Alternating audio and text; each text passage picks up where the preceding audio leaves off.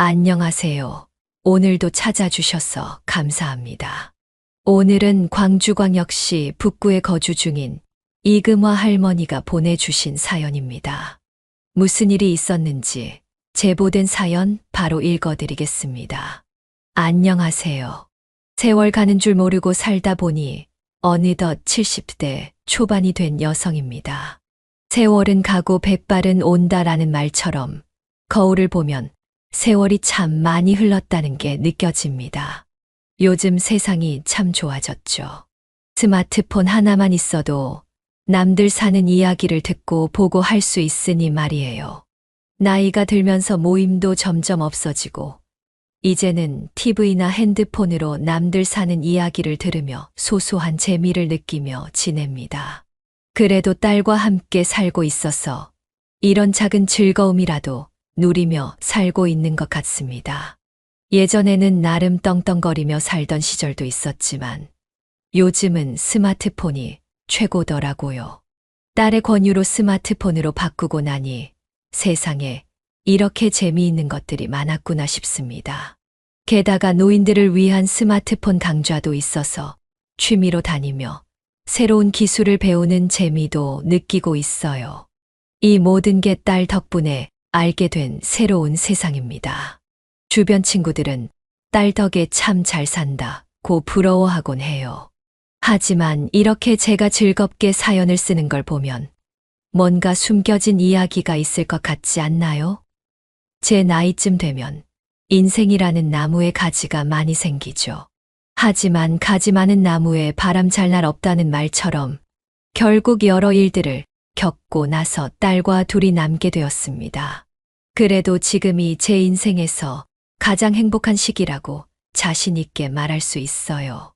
물론 남편과 함께 가정을 꾸릴 때도 행복했지만 그때는 아들 문제로 참 고생을 많이 했었죠. 다들 자식 농사가 힘들다고 하지만 저만큼 고생한 사람은 아직 못 본 것 같아요. 사실 돌아보면 제 인생은 결혼부터가 쉽지 않았습니다. 첫 번째 결혼이 실패로 끝나고 두 번째 결혼도 쉽지 않았죠. 제 인생은 어릴 때부터 참 고난의 연속이었어요. 제가 태어났던 70년 전 그 시절은 모두가 먹고 살기 힘들었으니까요. 그래서 좋은 것이 있으면 무조건 아들에게만 주던 시절이었습니다. 딸로 태어난 저는 늘 그런 차별을 겪으며 자랐습니다. 그때는 밥상을 차리고도 아버지가 숟가락을 드셔야만 저도 밥을 먹을 수 있었어요. 심지어 여자들은 따로 밥상을 받을 정도로 차별이 심했죠. 제가 5살 때 한 번은 아버지가 밥을 먹기 전에 제가 먼저 숟가락을 들었다가 어머니에게 혼난 기억이 납니다. 어머니는 화가 나서 제 밥을 빼앗으며 너는 아버지도 안 드셨는데 누가 먼저 먹으래? 어디서 그런 버릇을 배웠니? 라고 호되게 야단치셨어요. 저는 울면서 다시는 그러지 않겠다고 빌고 손 들고 서 있어야 했죠. 그때 제가 5살이었는데 장남보다 먼저 숟가락을 들었다고 그렇게 혼이 날 줄은 몰랐습니다. 제가 먹던 밥상에는 김치 하나뿐이었지만 아버지와 장남이 먹는 밥상에는 달걀 같은 귀한 반찬도 있었습니다. 그 시절엔 반찬 투정하는 사람도 거의 없었지만 저와 여동생은 어머니가 주시는 대로 알아서 눈치껏 먹으며 살았던 기억이 납니다. 온 집안이 아버지와 장남을 중심으로 돌아가던 시절이었습니다. 아버지와 어머니는 늘 장남에게 모든 것을 몰아주셨죠. 아버지가 드시는 콩조차도 장남에게 다 내어줄 만큼요. 저와 여동생은 항상 조용히 눈치만 보며 자랐습니다. 우리에게는 자리를 차지할 공간도 기댈 어깨도 없었죠. 그러다 20살이 되던 해 저는 더 이상 그 집에서 머물고 싶지 않다는 생각에 공장으로 취업하며 집을 떠났습니다.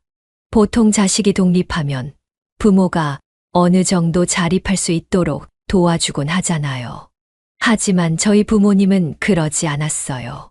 제가 공장 기숙사에 들어가려고 짐을 싸고 있을 때 어머니는 차가운 말투로 저에게 말했습니다. 너 월급 받으면 절반은 큰오빠한테 보내. 장남이 잘 돼야 집안이 잘 되는 거야. 장남이 잘 살면 너도 자연히 잘 살게 될 거니까 뒷바라지 좀 해라. 그때 어머니의 말은 너무나도 단호했고 제 마음은 깊이 상처받았습니다. 어린 마음에 얼마나 서러웠는지 모릅니다. 저도 사실 집에서 살면서 가족들과 더 가까워지고 싶었고 공부도 하고 싶었어요. 하지만 부모님의 편애와 차별이 계속될 거란 생각에 그 집에 더 이상 머물면 제 인생은 그대로 멈춰버릴 것 같았어요. 그래서 결국 집을 나와 공장에 취업하는 길을 택했습니다. 여동생도 저와 크게 다르지 않은 처지였습니다. 부모님에게 경제적 도움을 바라는 건 꿈도 꾸지 않았고, 그저 우리가 번 돈을 빼앗기지 않길 바랄 뿐이었어요. 그런 부모님 아래에서 자란 우리는 정을 느끼기 어려웠습니다. 가족의 따뜻함을 느끼지 못한 채 늘 외롭게 살았습니다. 그래서 제 오랜 꿈은 언젠가 아들, 딸을 차별하지 않고 모두를 공평하게 사랑하며 단란한 가정을 이루는 것이었습니다. 제가 처음으로 취업한 곳은 방직 공장이었습니다. 그 시절에는 여자가 초등학교를 졸업하면 곧바로 취업하는 것이 일반적이었죠. 방직 공장은 여자들이 일할 수 있는 대표적인 직장이었고, 저 역시 그곳에서 첫 사회생활을 시작했습니다. 특히 이 공장은 기숙사가 제공되어 시골에서 올라온 제가 취업할 수 있는 좋은 기회였고, 더불어 야간 학교에 다닐 수 있는 환경까지 제공되었죠. 그곳에서 만난 사람이 바로 제 첫 남편이었습니다.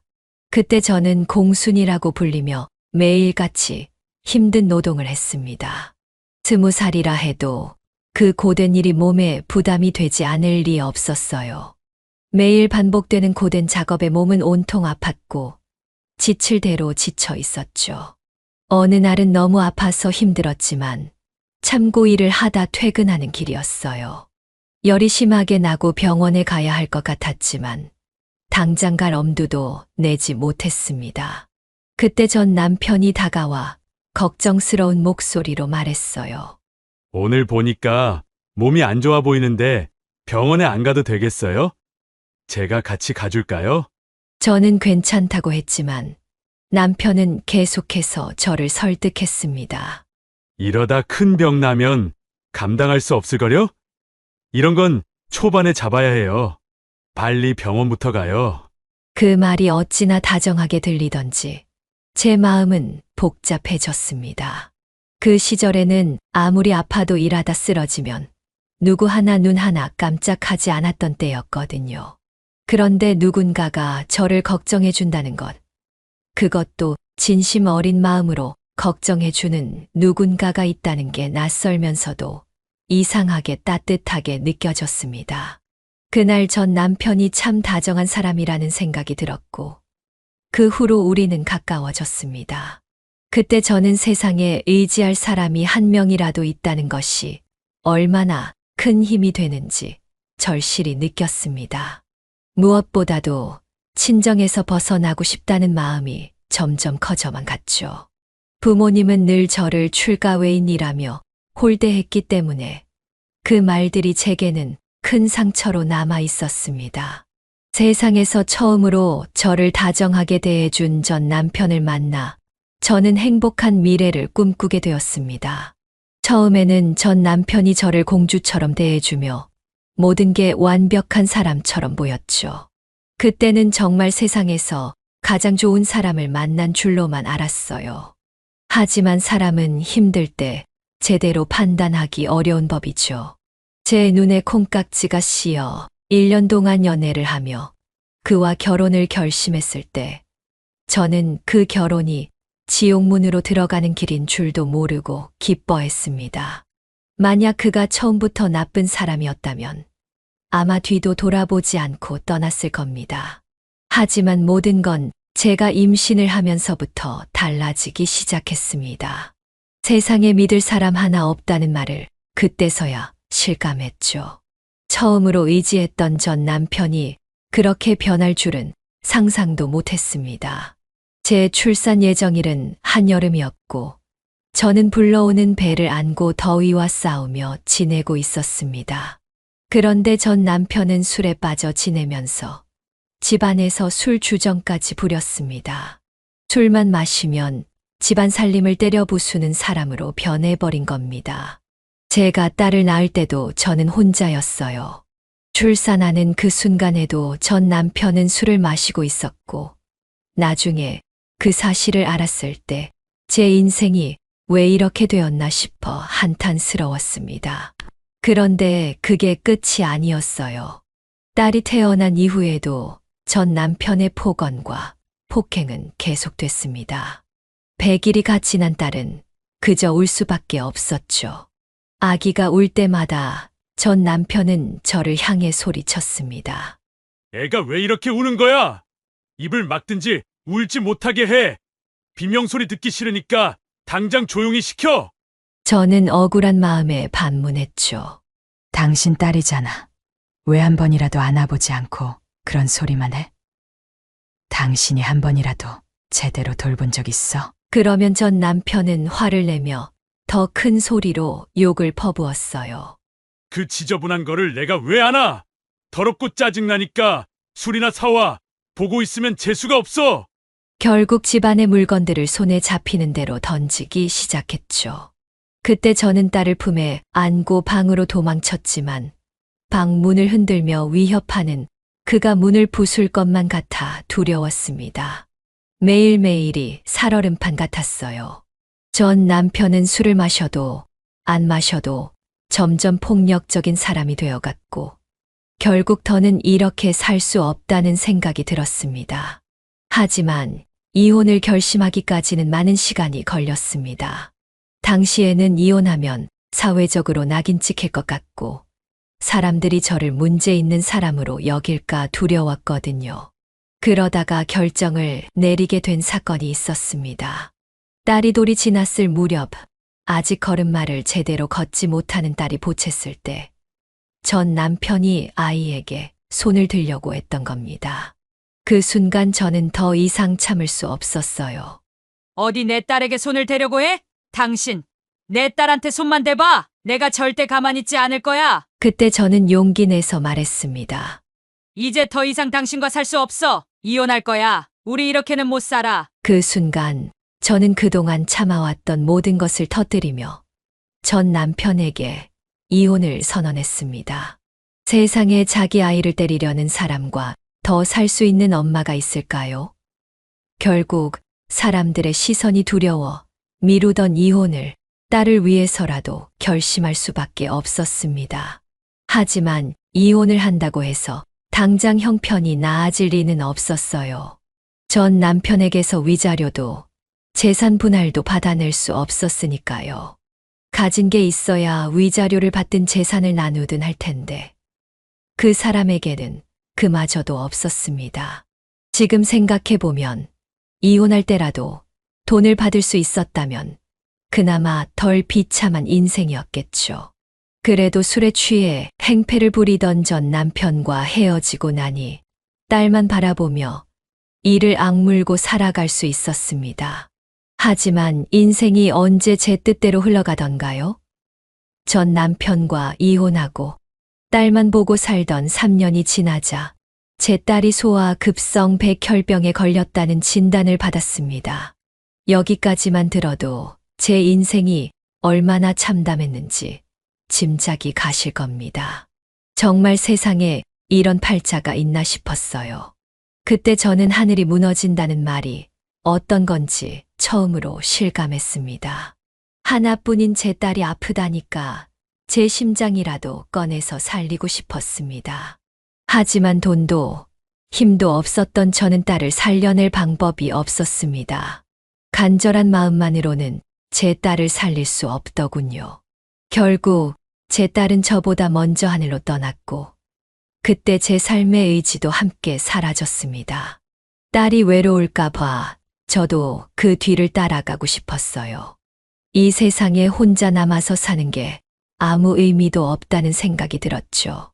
차라리 혀를 깨물고 죽어버리고 싶다는 생각이 매일 머릿속을 가득 채웠습니다. 하루에도 수십 번씩 극단적인 선택을 떠올리며 힘겹게 살아가고 있었습니다. 그럼에도 불구하고 저는 공장을 다니며 꾸역꾸역 살아갔습니다.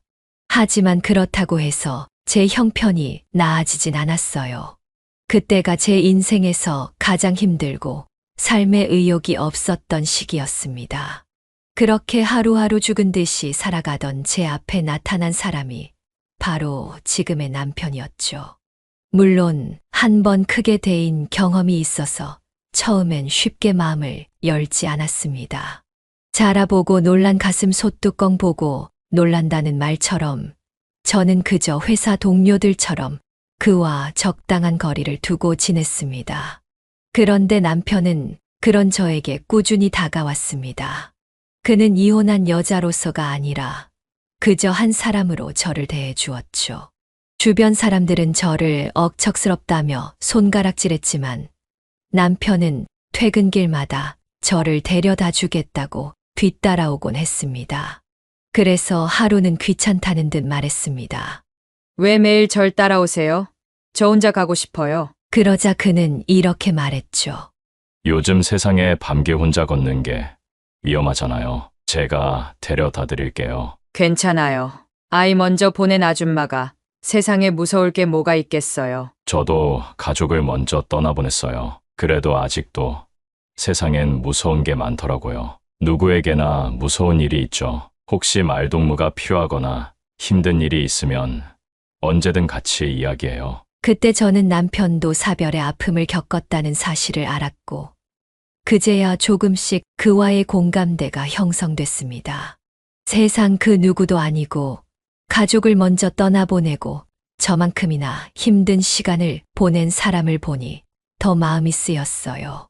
저는 딸이 암으로 떠나는 과정을 지켜보며 어느 정도 마음의 준비를 할 시간이 있었지만 남편은 사고로 하루아침에 부인을 잃었다는 이야기를 듣고 더 안타까웠습니다.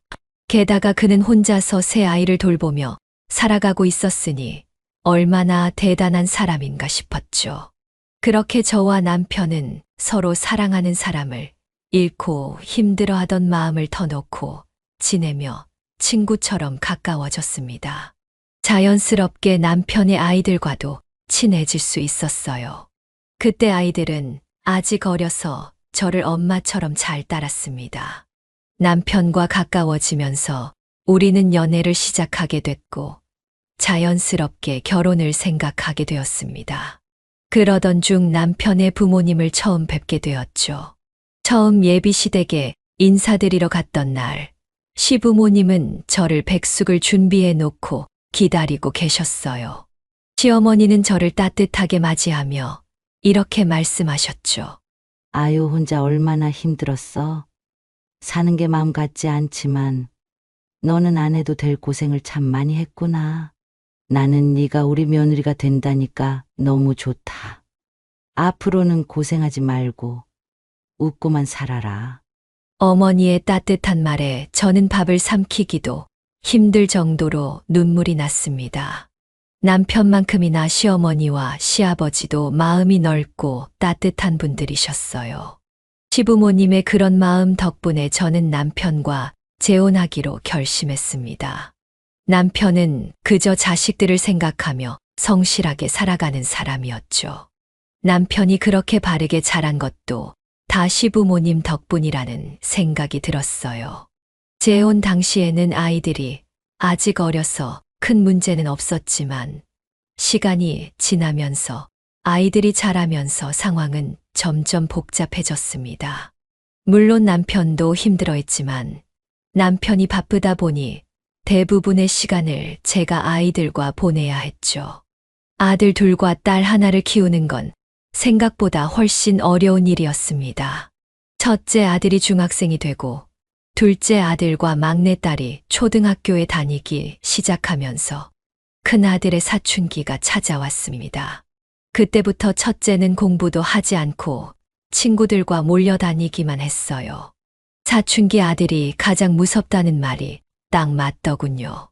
사춘기가 온 큰아들은 저만 보면 화라도 난 듯이 불만을 쏟아냈습니다. 용돈 달라니까. 친구들 사이에서 나만 돈 없어서 맨날 눈치 보이잖아. 어제도 용돈 줬잖아. 일주일치로 준 거였어. 근데 무슨 돈을 또 달라는 거야? 그럼 내가 거지처럼 다니면 좋겠어? 돈 안 주면 아빠한테 다 말할 거야. 공부도 하지 않고 늘 불만투성이인 큰아들에게 절대 용돈을 더 줄 수 없어서 저는 끝까지 버텼습니다. 그런데 그때 유난히 속이 깊고 말 잘 듣는 막내딸이 큰오빠 앞을 가로막으며 말했어요. 오빠 왜 맨날 돈만 달라고 하고 엄마 말은 안 들어? 내가 아빠한테 다 잃을 거야. 큰아들은 막내의 말에 버럭 화를 내며 소리쳤죠. 네가 뭔데 이른다는 거야? 넌 아빠한테 이르는 게 그렇게 좋냐? 그러자 막내딸이 당차게 대답했습니다. 응, 좋지. 내가 아빠한테 큰오빠가 엄마 말 안 듣는다고 다 말할 거야. 그 말에 평소에 아빠에게 약한 큰아들은 투덜거리며 어쩔 수 없이 학교로 향했어요. 큰아들이 학교로 가고 나자 막내딸은 저를 보며 활짝 웃었습니다. 막내딸은 저를 유독 잘 따랐고 덕분에 사춘기로 엇나가던 큰아들의 행동에도 크게 상처받지 않을 수 있었어요. 막내딸은 마치 제게 주어진 선물 같은 아이였답니다. 하지만 큰아들의 사춘기는 그저 애교에 불과했습니다. 진짜 문제는 둘째 아들이었죠.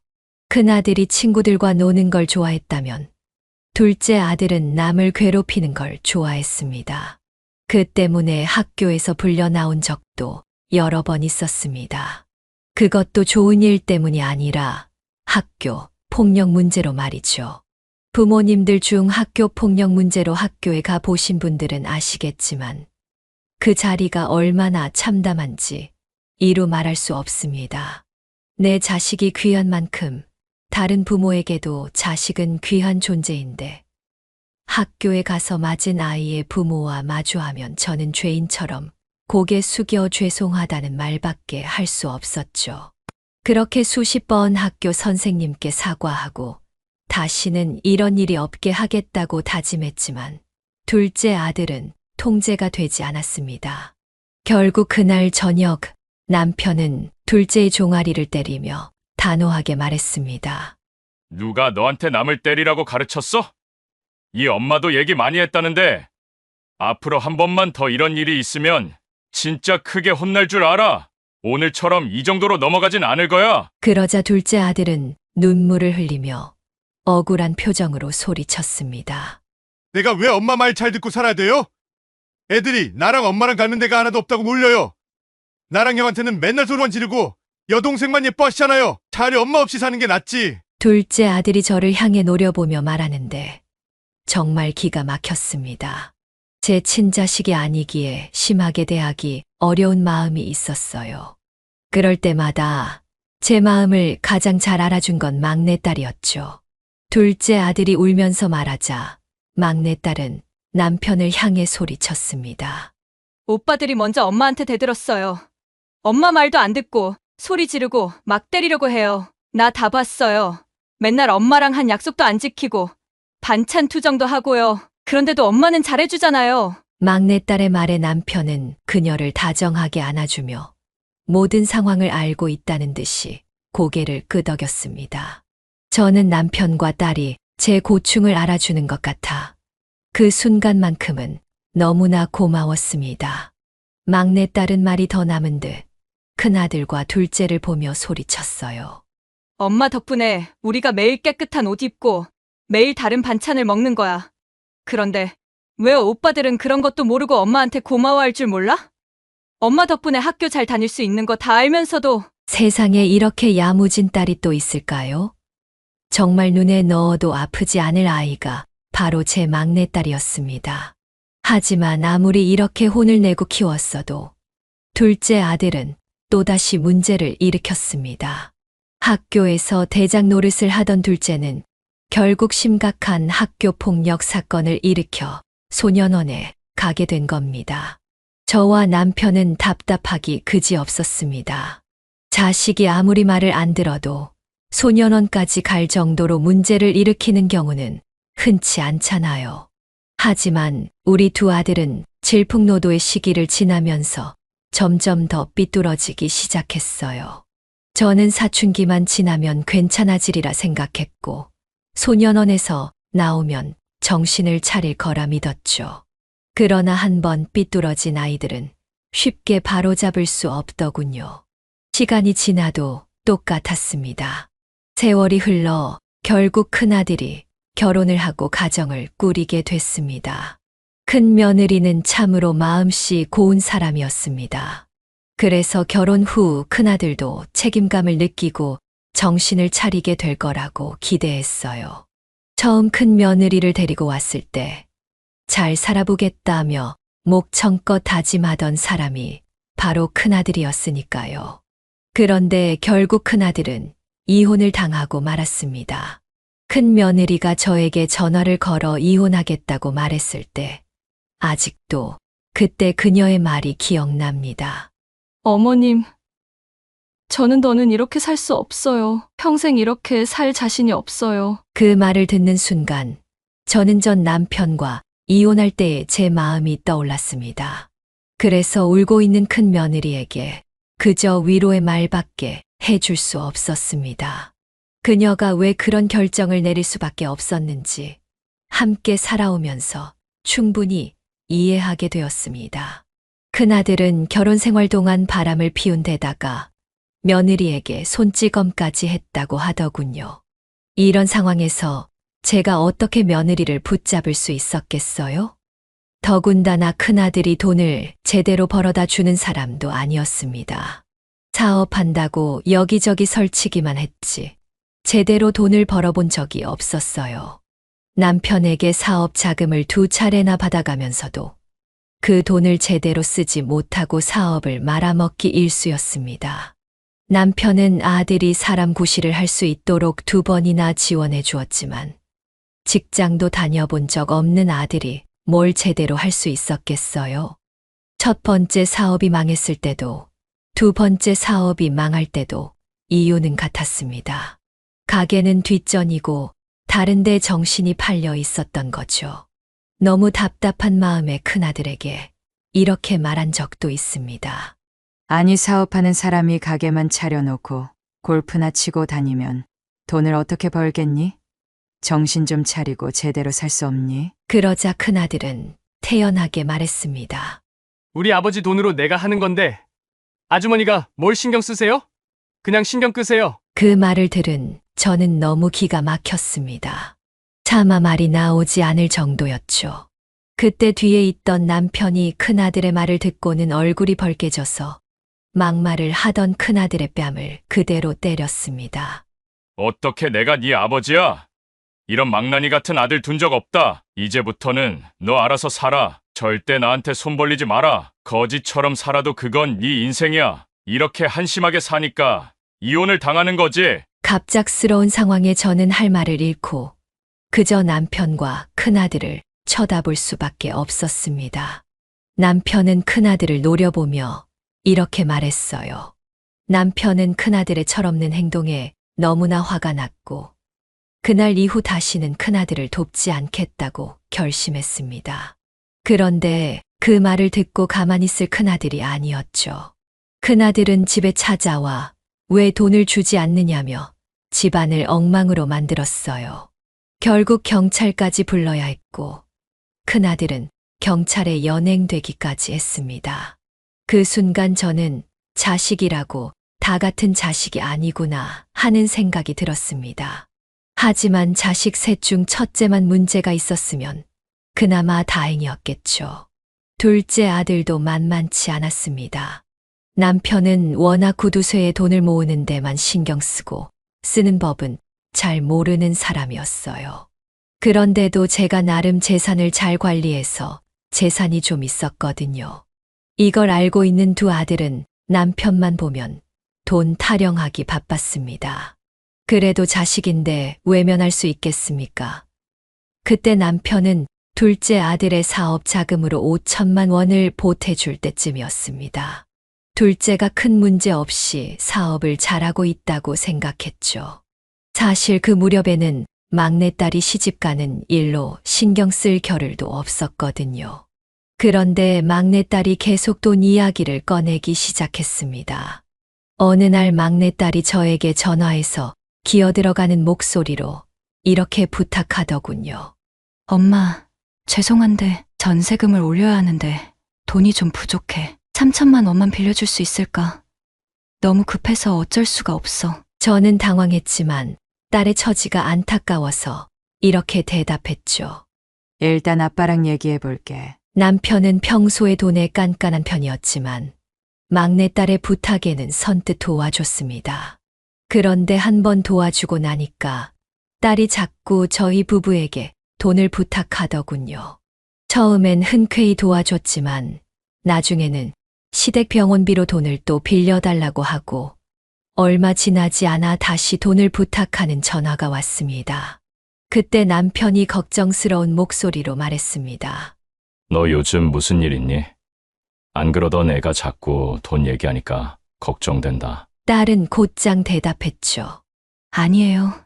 이제 다 해결했어요. 남편은 딸이 괜찮다는 말에 한숨 돌리는 듯 했지만 그 걱정이 제 가시기도 전에 또 다른 문제가 터졌습니다.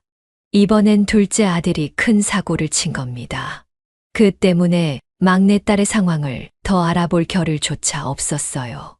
어느 날 경찰에서 둘째 아들 앞으로 출석 통지서가 온 겁니다. 남편과 저는 그제야 둘째가 그동안 무슨 일을 해왔는지 알게 되었죠. 사업을 한다던 둘째는 사실 사채업으로 돈을 벌고 있었습니다. 돈 없는 사람들에게 돈을 빌려주고 무려 3000% 이자를 받아내고 있었어요. 돈을 못 갚는 사람들에게는 집까지 찾아가 협박을 일삼고 있었던 겁니다. 결국 피해자들이 경찰에 신고를 해서 조사가 시작된 거였죠. 모든 사실을 알게 된 남편은 얼굴이 사색이 되어 둘째를 바라보며 물었습니다. 이게 뭐야? 너 무슨 일을 하고 다니길래 경찰에서 출석 통지서가 오냐? 똑바로 말해봐! 그러자 둘째는 뻔뻔하게 대답했습니다.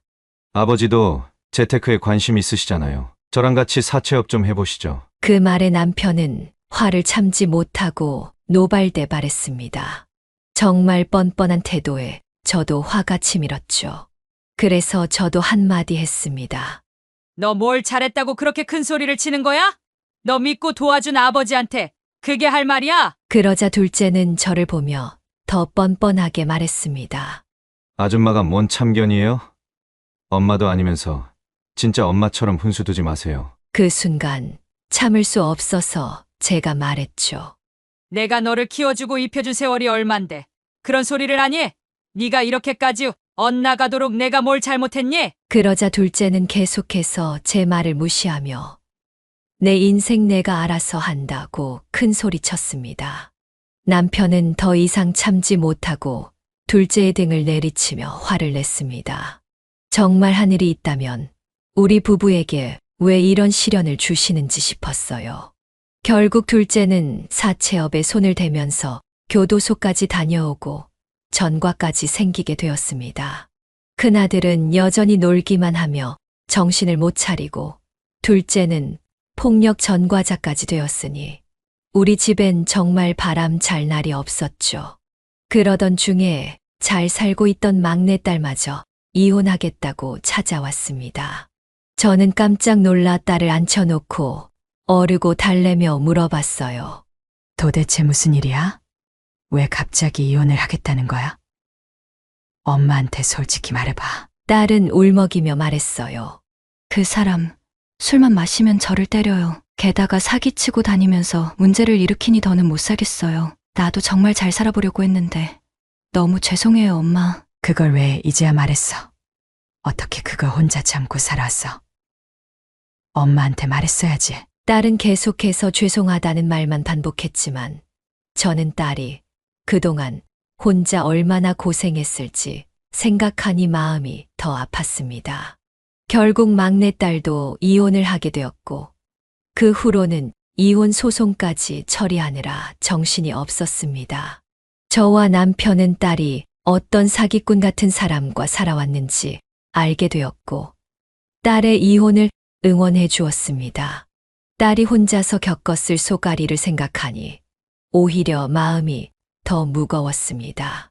그러던 어느 날 남편이 갑자기 뇌출혈로 쓰러지고 말았습니다. 급히 병원으로 옮겼지만 남편은 끝내 숨을 거두고 말았어요. 저는 행복하고 다복한 가정을 이루는 건 이번 생에 저와는 거리가 먼 일이구나 싶었죠. 하루아침에 남편을 잃으니 세상이 참 험하게 느껴졌습니다. 열심히 살았다고 생각했는데 세상이 너무 가혹하더군요. 그런데 저를 더 힘들게 한 건 남편이 남기고 간 아들들이었습니다.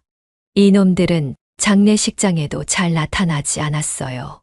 장례식 첫날 큰아들은 오지도 않았고 둘째는 겨우 얼굴만 비췄습니다. 그렇다고 둘째가 장례식장에서 자식답게 있던 것도 아니었습니다. 마치 빚쟁이처럼 뭘 받아낼 게 있나 두리번거리기 바빴죠. 제가 차가운 말로 쏘아붙이자 둘째는 어디론가 사라져버렸고 그 뒤로는 보이지도 않았어요. 그나마 3일 동안 장례식장을 지킨 건 딸뿐이었습니다. 마지막 날 큰아들이 드디어 나타나긴 했지만 이미 늦은 후였죠. 저는 속으로 생각했습니다. 이게 정말 자식들이 맞는 건가? 부모가 필요할 때만 찾아오는 자식들을 보고 있으니 남편이 편히 갈 수 있었을까 싶더군요. 결국 세 남매가 모두 모인 날은 남편 발인 날뿐이었어요. 그날은 하늘도 우리 가족을 지켜본 것인지 억수같이 비가 내렸습니다. 저는 그렇게 힘겹게 남편과 이별을 했습니다. 저는 칠순이 되면 남편과 오순도순 늙어갈 줄 알았는데 모든 것이 꿈이었나 봅니다. 남편과 했던 약속을 가슴에 묻고 딸과 함께 잘 살아보자고 다짐했죠. 그리고 남편이 남기고 간 유산을 자식들에게 법적 한도에 맞춰 나눠주기로 했습니다. 고민 끝에 법적 한도 내에서 미리 주기로 결정한 이유는 그렇지 않으면 하루가 멀다 하고 돈 타령을 하며 찾아올 게 뻔했기 때문이었어요. 그렇게 다 나눠주고 나니 아파트와 3층짜리 건물이 남더군요. 아들들이 아버지 장례식에는 잘 나타나지도 않더니 틈만 나면 집에 찾아와 돈 이야기를 꺼내는 겁니다. 큰아들은 이번엔 또 사업을 하겠다면서 뻔뻔하게 제게 말하더군요. 이번엔 정말 확실한 아이템이에요. 한 번만 도와주세요. 저는 답답한 마음에 말했죠. 확실하다고 몇 번을 말하고도 망한 게 몇 번인지 너도 알긴 하지? 정신 차리고 제대로 된 일자리나 알아봐. 하지만 큰아들은 끝까지 사업을 하겠다며 고집을 부렸습니다. 대체 사업할 능력도 없는 사람이 왜 이렇게 사업에 집착하는지 이해할 수 없었어요. 더군다나 얼마 전에 유산을 나눠준 지 얼마 되지도 않았는데 또다시 손을 벌리니 더 황당했죠. 그런데 큰아들만 그런 게 아니었습니다. 둘째 아들도 똑같았어요. 마치 사채업자처럼 찾아와서는 제게 말하더군요. 어머니, 아직 남은 재산 있으시잖아요. 서로 도우며 살아야죠. 아버지, 대신 제가 이제 도와드릴게요. 저는 어이가 없어 대답했죠. 내가 너를 믿느니 이 동네 지나가는 개를 믿겠다. 헛소리 할 거면 나가. 두 아들은 장례식장도 제대로 지키지 않더니 돈이 필요할 때만 이렇게 찾아오는 모습이 정말 한심했어요. 그렇다고 매번 쫓아낼 수도 없고 대체 정신 차릴 생각이 있는 건지 궁금했습니다. 그래서 가까이 사는 친구에게 이 고민을 털어놓았습니다. 절대 자식들한테 재산 나눠주지 마. 나도 하도 돈 타령하길래 암에 걸린 척했거든. 그런데 자식들이 걱정은커녕 내 재산 어떻게 나눌지 계산하고 있더라고. 그런 것들 먹이고 입히느라 고생한 내 팔자가 불쌍해서 그 이후로 인연 끊고 살고 있어. 괜히 불쌍하다고 마음 약해지지 말고 절대 함부로 돈 주지 마. 친구는 제 이야기를 듣자마자 단호한 목소리로 조언해 주더군요. 친구의 말을 듣고 깊은 생각에 빠졌습니다. 사실 저도 돈을 주고 싶지는 않았지만 과연 이 아들들이 철들고 제대로 살 생각이 있는지 알아보고 싶었어요. 그래서 시한부 선고를 받는 척하기로 결심했죠. 자식들이 어떻게 나올지 진정한 태도를 확인해 보고 싶었습니다. 저는 아는 지인을 통해 6개월밖에 살지 못한다는 내용의 시한부 선고서를 받았고 세 남매를 집으로 불렀습니다. 제가 심각하게 전화를 하니 자식들은 돈이라도 준다는 줄 알고 금세 달려왔죠. 저는 그들에게 시한부 진단서를 보여주며 말했습니다. 내가 살 날이 얼마 남지 않아서 너희를 불렀다. 나도 너무 놀라서 어떻게 말을 꺼내야 할지 모르겠다. 그렇게 서류를 보여줬더니 자식들의 반응은 극과 극이었어요. 딸은 믿기지 않는다는 듯 서류만 바라보고 있었고 아들 둘은 마치 횡재라도 한 듯한 표정으로 저를 쳐다봤습니다. 그러더니 둘째 아들이 이렇게 말하더군요. 잘 됐네요. 그럼 아버지 유산 두고 싸울 일 없이 다 주고 가시면 되겠네요. 어차피 아버지 재산도 엄마 없었으면 우리가 다 가졌을 건데 엄마가 결혼해서 재산 가져가신 거잖아요. 둘째의 말에 저는 기가 막혔습니다. 제가 화를 낼 틈도 없이 큰아들이 또다시 말하더군요. 그래도 제가 키운 정은 있으니까 납골당에 모셔드릴게요. 자주 찾아가진 않을 거니까 무연고자로 처리하는 게 나을 것 같아요. 어차피 혼자 살다 돌아가시면 무연고로 옮겨지잖아요. 그렇게 해드리면 나라에서 관리해 줄 테니 괜찮지 않겠어요? 정말 머리 검은 짐승은 거두는 게 아니라더니 이런 말도 안 되는 소리를 들으니 화가 머리끝까지 치밀었습니다. 너무 분해서 두 아들에게 소리쳤죠. 내가 너무 오래 살아서 이런 꼴을 보게 되는구나. 너희 같은 것들도 자식이라고 품고 키웠는데 내가 왜 이런 꼴을 봐야 하니? 그러자 딸이 갑자기 울며 제게 매달리며 말했습니다. 딸이 울면서 제 팔을 붙들고 하염없이 사과하더군요. 엄마, 죄송해요. 다 저 때문이에요. 남편이 저를 협박하고 때려서 그때 돈 빌리러 왔던 거예요. 제가 잘못했어요. 정말 죄송해요. 어머니도 아버지도 다 저 때문에 병이 생긴 것 같아서 정말 죄송해요. 저는 딸을 끌어안고 달래며 말했습니다. 아니야. 너 아픈 거 아니야. 엄마가 너희들 다 놀래키려고 거짓말한 거야. 이 쓰레기 같은 놈들한테 한 푼도 안 주려고 엄마가 일부러 시한부인 척한 거라고. 그렇게 사실을 털어놓으니 두 아들의 표정이 순식간에 싹 바뀌더군요. 그러더니 마치 슬픈 척 연기를 하며 제게 다가왔습니다. 어머니, 저희도 어머니 아프다는 소리 듣고 너무 충격받아서 그랬어요. 제정신이 아니었어요. 그리고요, 어머니도 이렇게 된 김에 그동안 거짓말로 돈 빌려가던 나쁜 년은 쳐내고 사세요. 저희는 그래도 거짓말 안 하고 살아왔잖아요. 세상에 이런 인간들이 다 있나 싶었죠. 첫째와 둘째는 억지로 눈물을 흘리는 척하며 말했습니다. 정말 순간 돌이라도 있었으면 그놈들 입을 내리쳤을지도 모르겠습니다. 뚫린 입이라고 아무 말이나 막 뱉는 두 아들이 너무 뻔뻔해 어이가 없었죠. 그러자 어디서 그런 힘이 났는지 저는 두 아들을 리모컨으로 내리치며 소리쳤습니다. 짐승도 키워준 은혜를 안다는데 너희들은 도대체 무슨 생각으로 부모한테 이 모양으로 굴어? 당장 내 집에서 나가.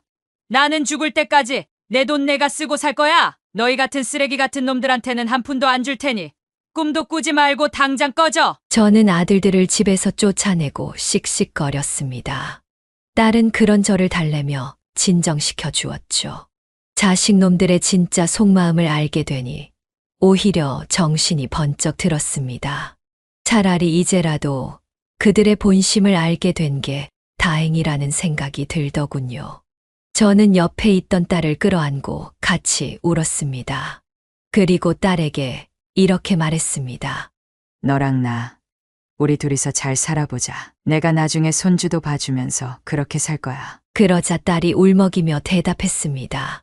엄마, 제가 돌아가시기 전까지 꼭 모시고 살 거예요. 그날 딸과 저는 서로를 다독이며 앞으로 둘이서 잘 살아가자고 다짐했습니다.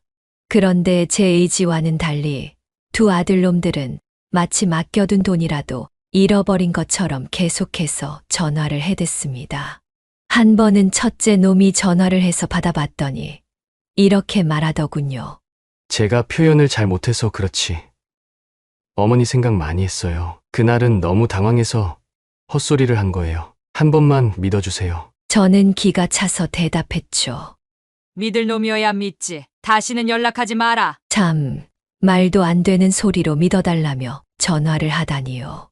둘째 놈도 똑같았습니다.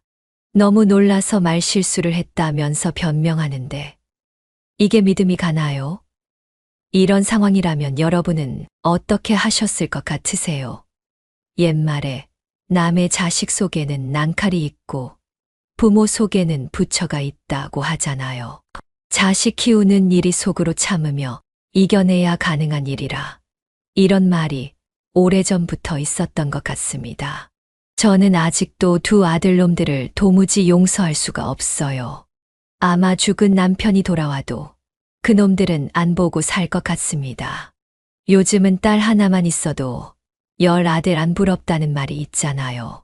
저는 딸 하나만으로도 천군만마를 얻은 것처럼 든든합니다. 그렇게 두 아들과 연락을 끊고 딸과 함께 조용하고 평안하게 살고 있답니다. 정말 거머리처럼 붙어 속을 썩이던 놈들이 사라지니 세상이 이렇게 편할 수가 없네요. 천군만마 같은 딸과 서로 아끼며 의지하면서 살아가고 있어요. 딸 덕분에 새롭게 시도하는 일들도 많아지고 오히려 인생이 더 재미있어졌습니다. 이렇게 사연도 보내보고 제 인생에 이런 경험을 또 언제 해보겠어요?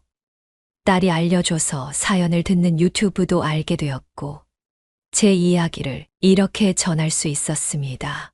둘이 함께 자주 사연을 듣고 지내고 있어요. 제가 나이도 있고 70대 초반이라 처음으로 사연을 보내보는 거라 어떻게 해야 할지도 몰랐습니다. 그런데 사연을 듣다 보니 저도 제 이야기를 꼭 나누고 싶더라고요. 그래서 딸에게 부탁해 보내게 됐어요. 늙은이가 말도 제대로 못해서 답답했을 텐데도 친절하게 들어주셔서 마음 편히 다 털어놓을 수 있었어요. 딸과 함께 있을 때 전화를 주셔서 어떤 일이 어떻게 있었는지 차분히 확인해 주시고 혹시 빠진 건 없는지 꼼꼼히 물어봐 주셔서 정말 고마웠습니다. 제 긴 인생 이야기를 끝까지 들어주셔서 고맙습니다.